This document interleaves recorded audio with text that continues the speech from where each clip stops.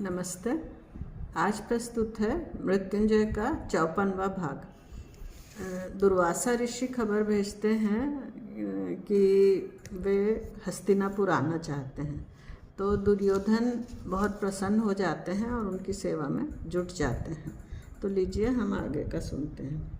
ऋषिवरी दुर्वासा का हस्तिनापुर में आगमन हो चुका था। अत्यंत क्रोधी और सनकी होने के कारण कोई भी उनके पास जाने का साहस नहीं कर रहा था, परंतु राजा दुर्योधन स्वयं इतने भक्तिभाव से उनकी सेवा कर रहा था कि इतनी सेवा उसने कभी माता पिता की भी न की होगी। मैं भी महर्षि दुर्वासा से मिलना चाहता था। इंद्रप्रस्थ में राजभवन की भित्ति पर जो चित्र मेरी समझ में नहीं आया था, उसका रहस्य मैं जानना चाहता था। आखिर एक दिन दुर्वासा से मिलने का अवसर प्राप्त हुआ, वह भी दुर्योधन के आग्रह के कारण ही। अपने तत्पर सेवा भाव से उसने दुर्वासा जैसे ज्वालामुखी को भी मंद मंद जलने वाली ज्योति में रूपांतरित कर दिया था। जरा जरा सी बात पर क्रोध से बरस पड़ने वाले दुर्वासा ऋषि दुर्योधन से बड़ा स्नेहपूर्ण व्यवहार कर रहे थे। दुर्योधन ने किस जादू से उनको अल्पावधि में ही अपने वश में कर लिया था, यह एक महान आश्चर्य ही था। एक दिन उसके आग्रहवश में उसके साथ गंगा तट पर स्थित ऋषिवरी की पर्णकुटी में गया। हाँ, यह मैंने निश्चय कर लिया था कि अपनी ओर से मैं कुछ भी नहीं कहूँगा। हम लोग जिस समय वहाँ पहुँचे, उस समय वे पद्मासन लगाए ध्यानस्थ बैठे थे। लकड़ी जैसे उस कृश शरीर से सभी लोग इतना क्यों घबराते हैं, यही मैं नहीं समझ पाया। लगभग आधी घड़ी बाद उन्होंने अपनी आंखें खोली। तत्परता से आगे बढ़कर दुर्योधन ने उनके चरणों पर अपना मस्तक टेक दिया। दुर्योधन ने भले ही उनके आगे मस्तक झुकाया हो, परंतु उन्होंने अपनी आंखें एकटक मुझ पर ही लगा रखी थी। उस शरीर में कितना सामर्थ्य था, यह उनकी आंखों की ओर देखकर ही ज्ञात हो गया। कर्ण, धनुष की टंकार का सा एक ही शब्द उनके होठों से बाहर निकला। हाँ, कर्ण ही, मेरा परम मित्र अंगराज कर्ण। ऊपर उठते हुए दुर्योधन ने उत्तर दिया। तेरा मित्र अंगराज? राजा, यह किसी का भी मित्र नहीं है, अंगराज भी नहीं है, यह केवल कर्ण है। सारा संसार इसको कर्ण के रूप में जानता है और अनंत काल तक कर्ण के रूप में ही जानता रहेगा। वे संक्षेप में और असंबद्ध कुछ कह रहे थे। यह उनके सनकी स्वभाव के अनुकूल ही था। एक बार मेरी इच्छा हुई कि उनको वंदन करूं, परंतु ऐसे सनकी व्यक्ति के सम्मुख नत होने के लिए कर्ण का मस्तक नहीं है। यह सोचकर मैं ज्यों का त्यों खड़ा रहा। दुर्योधन ने उनसे उनकी आवश्यक वस्तुओं की सूचना राजभवन भेज देने के लिए प्रार्थना की। हम फिर पर्णकुटी से बाहर आए। दुर्योधन विचार मग्न था। दुर्वासा ऋषि ने मेरे संबंध में जो कुछ कहा था, उसका चिंतन करता हुआ मेरी मित्रता के विषय में वह कदाचित उलझन में पड़ गया था। उसके कंधे पर हाथ रखकर चलते चलते ही मैं बोला, यह भस्म विभूषित ऋषि हमारी मित्रता पर टीका टिप्पणी करने वाला कौन होता है? तुम अपनी मित्रता के कमंडल के जल की तरह चंचल समझते हो क्या?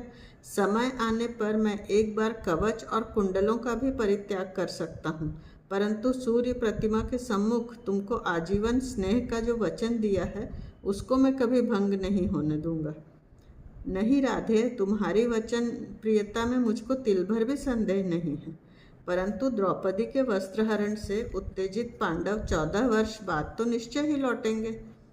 लौटने दो, फिर द्यूत का निमंत्रण देकर युधिष्ठिर को फिर फंसा लेना। एक कल्पना मुझे सूझी है, तुम यदि उससे सहमत होगे तो मैं उस पर आचरण करूँगा। कैसी कल्पना? दुर्वासा ऋषि का बड़वा नल मैं पांडवों पर डालना चाहता हूँ। इतनी तत्परता से मैं उनकी सेवा व्यर्थ ही नहीं कर रहा हूँ, इतना मूर्ख नहीं हूँ मैं। दुर्वासा पांडवों का क्या करेंगे? 5 पर्वतों जैसे एकजुट योद्धाओं को तुम बेल की सूखी लकड़ी से उखाड़ना चाहते हो। तुम्हारी यह कल्पना अभी अच्छी तरह मेरी समझ में नहीं आई। मुझे तो कुछ हास्यास्पद ही लगती है। नहीं, यह हास्यास्पद नहीं है। दुर्वासा अपने 16-17 शिष्यों के साथ पांडवों की पर्णकुटी की ओर जाएंगे, और जब वे पर्णकुटी के सामने अड्डा जमा देंगे, तब आतिथ्य करने के लिए पांडवों को उन सबके भोजन की व्यवस्था करनी ही पड़ेगी। उस निर्जन अरण्य में वह व्यवस्था कैसे करेंगे? उस स्थिति में यह कोपिष्ठ ऋषि क्रोध से उनको शाप दे देगा। तुम्हारा क्या विचार है? दुर्योधन, अपनी समझ के अनुसार तुम चाहे जो कहो, मैं तो तुमसे इतना ही कहता हूँ कि वास्तव में ही तुम यदि पांडवों का विनाश करना चाहते हो तो यही समय अनुकूल है। पांडवों का प्रताप क्षीण है। अभी अचानक आक्रमण करके उनको सदा के लिए नष्ट कर डालो। वह तो सबसे अंतिम मार्ग है। चलो, आज दुर्वासा प्रसन्न दिखाई दे रहे हैं, आज ही उनसे वैसा वचन लिया जा सकता है। मेरा हाथ पकड़कर उसने उस सनकी ऋषि की पर्णकुटी की ओर फिर मोड़ा। द्वार में भीतर घुसते ही पुनः वंदन कर वह हाथ जोड़कर दुर्वासा के सामने खड़ा हो गया। कहो, क्यों लौट आए, क्या चाहिए? ऋषि ने पूछा। गुरुदेव, एक प्रार्थना है। प्रार्थना क्यों करता है? वर मांग। यदि आप मुझ पर प्रसन्न हैं तो मेरी एक ही इच्छा है कि जब तक चाहे तब तक यहाँ रहे, उसके बाद हिमालय की ओर लौटते समय आप अपने शिष्यगणों के साथ द्वैतवन में पांडवों के यहाँ भी 1 सप्ताह रहने की कृपा करें। बस इतनी सी बात। अरे 1 सप्ताह क्या, हम तो 1 पक्ष तक उनके यहाँ ठहर सकते हैं। दुर्योधन क्षण भर हंसा। कमर झुकाकर ही वह पर्णकुटी से बाहर जाने लगा। मैंने द्वार से अलग हटकर उसको मार्ग दिया। मेरे हटने के कारण दुर्वासा ऋषि ने मुझे भी देख लिया। बोल कर्ण, तुझको क्या चाहिए? उनकी भौहें फिर ऊंची उठ गई। मुझे कुछ नहीं चाहिए। दुर्योधन के पीछे पीछे पर्णकुटी की नीची चौखट से बचने के लिए बाहर निकलता हुआ मैं धीरे से बोला। फिर भी भीतर से स्वर आया, कर्ण। दुर्योधन ने मुझको हाथ से ही पुनः भीतर जाने का संकेत किया। अनिच्छा पूर्वक केवल उसकी बात मानने के लिए मैं पुनः भीतर गया। कर्ण, मैं जो कुछ कहता हूँ वह ध्यान से सुन। आजकल सूर्य को अर्घ्यदान करने की अपेक्षा तू उपेक्षा कर रहा है। संभल, प्रतिदिन रात में 1 चषक में जल ले, उसमें सभी वर्ण के कमल पुष्प रख कर प्रातःकाल उस कमल जल में सुवर्ण पत्तियों की भस्म मिलाकर नियम पूर्वक पान करता रह। मैं अत्यंत चकित होकर पर्णकुटी से बाहर आया। मैं अर्घ्यदान की उपेक्षा कर रहा हूँ, यह बात इन तपस्वी को कैसे ज्ञात हुई? और मैं अर्घ्यदान करता हूँ, यह इनको कैसे मालूम हुआ?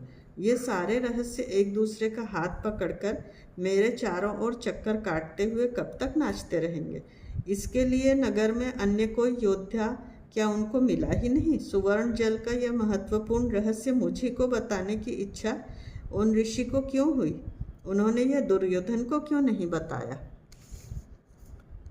पूरे 2 महीने हस्तिनापुर में ठहरकर दुर्वासा ने नगर छोड़ दिया। इस बीच वे केवल 2 ही व्यक्तियों से मुक्त मन से बोले थे, दुर्योधन से और अश्वत्थामा से। मैं तो फिर कभी उस विचित्र ऋषि की पर्णकुटी की ओर गया ही नहीं, पर उनके कथनानुसार बिना भूले नित्य प्रातःकाल सूर्योदय से पूर्व सुवर्ण जल पान करने लगा। अर्घ्यदान का जो कार्यक्रम थोड़ा सा शिथिल हो गया था, वह भी ठीक हो गया। दुर्योधन का संकेत पाकर प्रभंजन भी दुर्वासा के पीछे पीछे द्वैतवन की ओर चला गया। अपने सभी सहस्त्रों शिष्यों को साथ लेकर दुर्वासा ऋषि द्वैतवन में पांडवों की पर्णकुटी के सामने पहुंचने वाले थे। उनके भोजन में थोड़ी सी भी अव्यवस्था होती तो स्वभाव धर्म के अनुसार क्रोध से जटाएं बिखेर कर वे तपस्वी पांडवों को श्राप दे देंगे।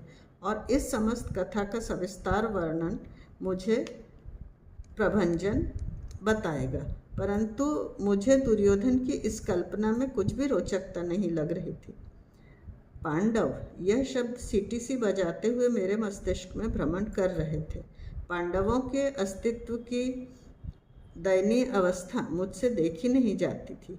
उसके कंठ के चारों ओर लिपटे हुए इस पाश को मुझे मुक्त करना था। दुर्योधन और कर्ण, ये दोनों अब एक ही राजमुद्रा के 2 पक्ष बन गए। 1 महीने बाद प्रभंजन द्वैतवन से राजधानी की ओर लौटा। दुर्वासा और उनके प्रचंड शिष्य समूह के पीछे पीछे सावधानी से यात्रा करते हुए उसने समस्त वृत्तांत सुनाया। आर्यावर्त के अपने सभी शिष्यों के साथ ऋषिवर द्वैतवन में पांडवों की पर्णकुटी के सामने जा धमके। उस विचित्र ऋषि ने प्रतिदिन भिन्न भिन्न प्रकार के पकवानों की मांग कर पांडवों को संत्रस्त करने का प्रयत्न किया, परंतु एक अद्भुत थाली ने सब पर पानी फेर दिया। पांचाली के पास एक ऐसी थाली थी, उससे प्रत्येक पकवान अपने आप उत्पन्न हो जाता था। सभी बुभुक्षितों की क्षुधा शांत करके भी वह थाली ज्यों की त्यों भरी ही रहती। अंत में प्रभंजन ने बताया कि वह थाली पांचाली को सूर्य देव ने दी थी। द्वैतवन छोड़ते समय स्वयं दुर्वासा ने उस रहस्यमयी थाली को वंदन किया और शाप के बजाय पांडवों को वरदान देकर वे हिमालय की ओर चले गए। व्याकुल विह्वल दुर्योधन की ओर क्षण भर एकटक देखता हुआ मैं उससे बोला, राजन, पांडवों के कारण क्या आप इतने व्याकुल हो उठे हो? यदि ऐसा है तो राजसभा आमंत्रित कर युद्ध का ही निर्णय क्यों नहीं कर लेते? मैं तो तुम्हारे साथ हूँ। अंगराज, मैं अच्छी तरह जानता हूँ कि पांडवों का सामना करने वाला सिंह किसी छाती वाला एक ही योद्धा आज है और वह है कर्ण। तो फिर कभी सत्य न होने वाली सेमल की रुई की तरह अन्य कल्पनाएं क्यों करते हो? यह तुम कभी नहीं जान पाओगे। फिर भी तुम्हारे कथानुसार मैं एक बार आमंत्रित कर कुरु योद्धाओं के विचार परखने में कोई हानि नहीं है। मैं फिर सोचने लगा, ऐसी कौन सी दिव्य भक्ति की साधना कर पांचाली ने सूर्यदेव से वह अद्भुत थाली प्राप्त कर ली थी? यदि सचमुच ही उसकी भक्ति का मार्ग मुझको ज्ञात हो जाता तो बड़ी कठोरता से मैं उसका अवलंबन करता। कोई थाली प्राप्त करने के लिए नहीं, शस्त्रास्त्र प्राप्त करने के भी लिए नहीं, केवल मुझे मार्ग दिखलाने वाले उन गुरु के अधिक समीप जाने के लिए, अपने जीवन को और अधिक प्रकाशमय कर लेने के लिए। धन्यवाद। यह अध्याय हम यहीं समाप्त करते हैं। शेष अगले में।